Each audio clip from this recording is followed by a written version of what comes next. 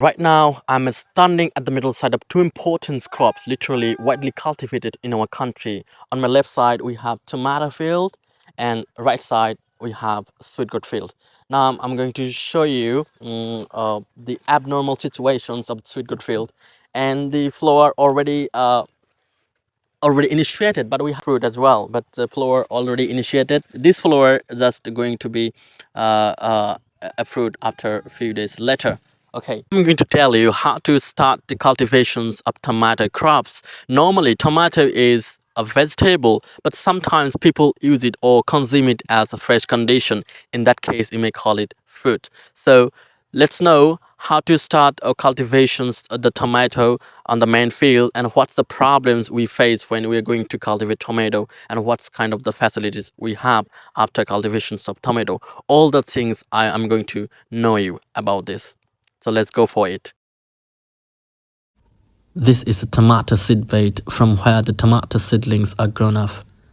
And the condition of this seed bed wasn't good, and I can say it as a future agriculturist.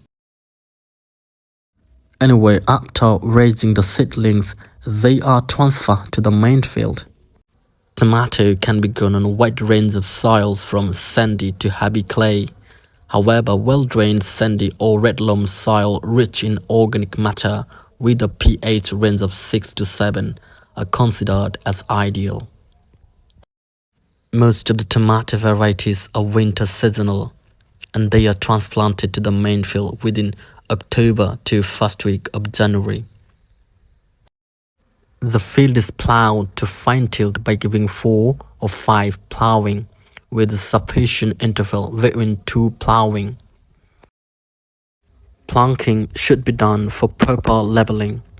Furrows are then opened at the recommended spacing.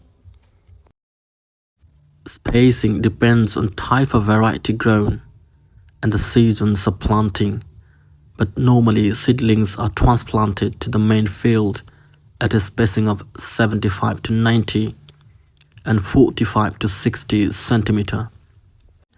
Seedlings are transplanted in furrows in light soils and one side of the ridges in case of heavy soils. However, transplanting should preferably be done in the evening. The field should be kept weed-free, especially in the initial stage of plant growth, as weeds compete with the crop and reduce the yield drastically. Tomato is very sensitive to water application. Heavy irrigation provided after a long spell of drought cause the crackings of the fruits.